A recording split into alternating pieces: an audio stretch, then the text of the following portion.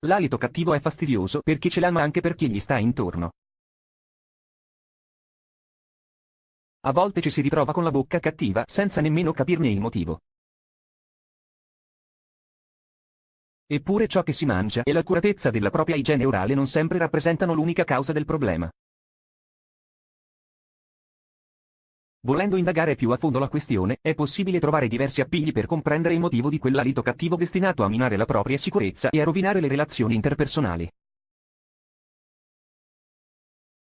Ad offrire un'argomentazione ampia sulla questione è stata la Mayo Clinic, un'organizzazione non profit che si dedica alla pratica, all'educazione e alla ricerca medica dalle sue 3 sedi americane, Minnesota, Florida e Arizona. Per rendere la risposta fruibile a tutti, è stato compilato un elenco con le 9 cause più comuni dell'alito cattivo e, ovviamente, il modo di combattere ciascuna di esse. Tabacco. Inutile dire che chi fuma ha tendenzialmente un alito più cattivo rispetto a chi non ha lo stesso vizio. La regola vale anche per i prodotti contenenti tabacco in genere, come quello da masticare. Bocca secca. La secchezza delle fauci è una condizione che causa un profondo alito cattivo. Essa si verifica soprattutto la mattina, poiché nel corso della notte la saliva è ridotta e non viene rimossa dall'organismo. Il problema si acuisce quando si dorme a bocca aperta. Per risolvere il problema occorre bere molta acqua, il che favorisce un buon respiro. Cattiva igiene orale.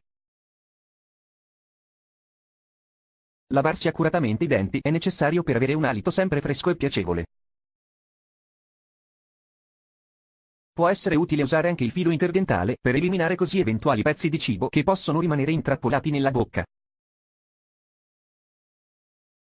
È spesso ricoperta di batteri, seri responsabili del cattivo odore nella bocca. Lingua. In caso di apparecchio ai denti la questione può diventare molto più seria e l'unico rimedio è un'intensificazione della pulizia. Alcuni medicinali hanno come diretta conseguenza proprio la litosi, in quanto contribuiscono alla secchezza delle fauci. Farmaci. Non sempre è così, eppure può anche accadere che i farmaci si scompongano nel corpo e rilascino delle sostanze chimiche che possono arrivare al respiro. Gravi patologie. Esistono alcune malattie, quali quelle metaboliche e alcuni tipi di tumore, che possono lasciare un caratteristico odore. Spesso sono accompagnate anche da un sapore metallico in bocca, tutt'altro che piacevole. Problemi dentali. L'alito cattivo può derivare anche da infezioni del cavo orale, carie, malattie alle gengive, ferite chirurgiche, denti da devitalizzare e così via, tonsille e naso. Le placche bianche che a volte si formano sulle tonsille sono ricoperte da batteri e producono cattivo odore.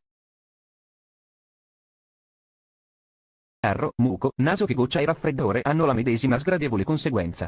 Reflusso gastroesofageo. Già di per sé rappresenta un annoso problema, inoltre influisce sull'alito eliminando qualsiasi senso di freschezza.